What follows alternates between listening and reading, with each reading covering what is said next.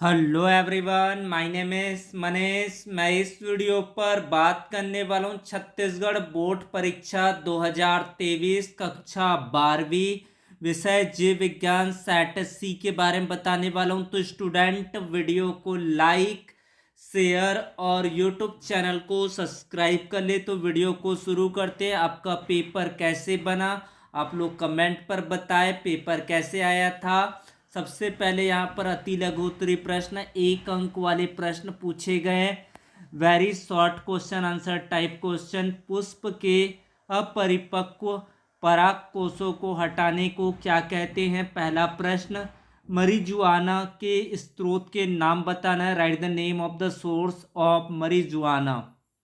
Methionine को कोडित करने वाले कोडान का नाम बताना है। ये तीसरा प्रश्न है। चौथा प्रश्न पर पूछा गया कौन सा पारिस्थितिक तंत्र कम स्थायी होता है? सीएनजी का पूरा नाम कंप्रेस्ड नेचुरल गैस होता है। ये पांचवें प्रश्न। तो टोटल यहाँ पर 1 अंक वाले 5 प्रश्न पूछे गए। प्रश्न क्रमांक 6 से 10 तक लघु उत्तरीय प्रश्न। प्रत्येक प्रश्न पर 2 अंक आवंटित है। उत्तर की अधिकतम शब्द सीमा 30 शब्द है। त्रिसंलयन यानी कि ट्रिपल फ्यूजन क्या होता है, इसको आपको समझाना था, उत्तर लिखना था। अवशेषी अंग क्या है? कोई 2 अवशेषी अंगों के नाम लिखिए। 7वें प्रश्न पर पूछा गया सेंट्रल डोगमा किसे कहते हैं? What is the central dogma? Malaria रोग के कोई 2 लक्षण बताने। सिम्टम्स क्या क्या होते हैं? Right any 2 symptoms of malaria disease. Gene cloning के कोई 2 महत्व लिखे। तो 2-2 अंक वाले प्रश्न आपको अच्छे तरीके से पूछे गए थे। ये आपके इजी क्वेश्चन थे। बात करते हैं आपके 3 अंक वाले प्रश्न में क्या पूछे गए थे। तो यहाँ पर देखते हैं ये जो 12 प्रश्न पूछे जाते हैं, परागकण और निषेचन में आपको अंतर लिखना था। ये भी आपका आसान सा प्रश्न है। परागकण यानी कि पॉलिनेशन एंड फर्टिलाइजेशन पर डिफरेंस बताना था। अपरा क्या है? अपरा से स्त्रावित होने वाले कोई 2 हार्मोन्स के नाम बताना है। What is placenta? Right any 2 names of hormone secreted by placenta. एक सामान्य महिला का विवाह एक हीमोफिलिक पुरुष से होता है तो उसकी संतानों में हीमोफीलिया की वंशागति का केवल आरेख चित्र बनाना था। ये भी आपका आसान प्रश्न था। एमआरएनए और टीआरएनए में डिफरेंसेस बताना था। यहाँ पर right any 3 differences between mRNA and tRNA में डिफरेंसेस। टर्नर सिंड्रोम पर संक्षिप्त टिप्पणी लिखिए। 3 अंकों का पूछा था तो सिंड्रोम पर क्वेश्चन आपके पूछे ही जाते हैं। कैंसर रोग के लक्षण बताना है। Symptoms of cancer disease. 2 तो आपको बीमारियों के बारे में पूछा जा चुका है, एक मलेरिया और एक कैंसर आपका। उसके बाद है मानव कल्याण में कुक्कुट फार्म प्रबंधन की भूमिका को संक्षेप में लिखिए। आरएनए अंतरक्षेप किसे कहते हैं? What is called RNA interference? Explain it. फिर आपका 19 क्वेश्चन है वन्य प्राणियों के संरक्षण की आवश्यकता क्यों है?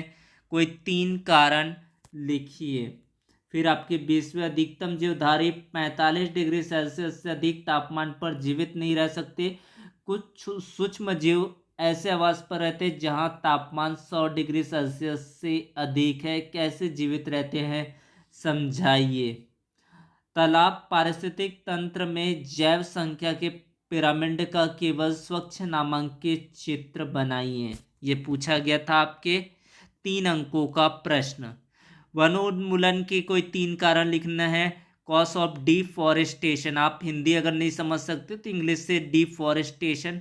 वन उन्मूलन के कोई 3 कारण लिखना था। 3 पॉइंट लिखने पर आपको 3 अंक मिल जाते। उसके बाद है यहाँ पर दीर्घ उत्तरीय प्रश्न, 5 अंक वाले प्रश्न। तो ये मैंने आपको इम्पोर्टेंट क्वेश्चन में भी बताए थे। ये सारे क्वेश्चन वैसे ही पूछे गए। आनुवांशिक अभियांत्रिकी क्या है? इसका मानव जीवन में कोई 3 महत्व लिखिए। 4 अंकों का प्रश्न है। इसके अथवा पर है आनुवांशिक रूपांतरित फसल क्या है? आनुवांशिक रूपांतरित फसलों के उत्पादन के कोई 3 लाभ लिखिए। फिर आपका 5 अंकों वाले 3 प्रश्न, हमारे जीवन में जीवाणुओं की कोई 5 उपयोगिता को उदाहरण सहित समझाइए। पूछा गया है उसके बाद है इसका आपको एक प्रारूपिक बीजांड की रचना का नामांकित आरेख बनाकर निम्न भागों का एक एक कार्य लिखना है। फनिकल, अध्यावरण, भ्रूणकोश, फ्यूनिकल, और उसके बाद है इंटीग्यूमेट्स और एम्ब्रियोसेक आपको दिया गया है। फिर आपका है एकल संकर क्रॉस किसे कहते हैं, इसे चेकर बोर्ड द्वारा समझाइए। F2 पीढ़ी में कितने प्रकार के लक्षण व प्रारूप जीन बनेंगे, 5 अंकों का। परिरक्षणार्थ संकरण क्या है, इसे चेकर बोर्ड द्वारा समझाइए। F2 पीढ़ी में किस प्रकार के लक्षण प्रारूप व जीन प्रारूप बनेंगे। तो थैंक्स फॉर वॉचिंग वीडियो। आपके पेपर कैसे गया, पेपर ओवर हो चुका है, अब आपको थोड़ा सा प्लानिंग चेंज करना पड़ेगा, आपके प्लान्स भी सजेस्ट किया जाएगा, तो चैनल को सब्सक्राइब जरूर कर ले। धन्यवाद।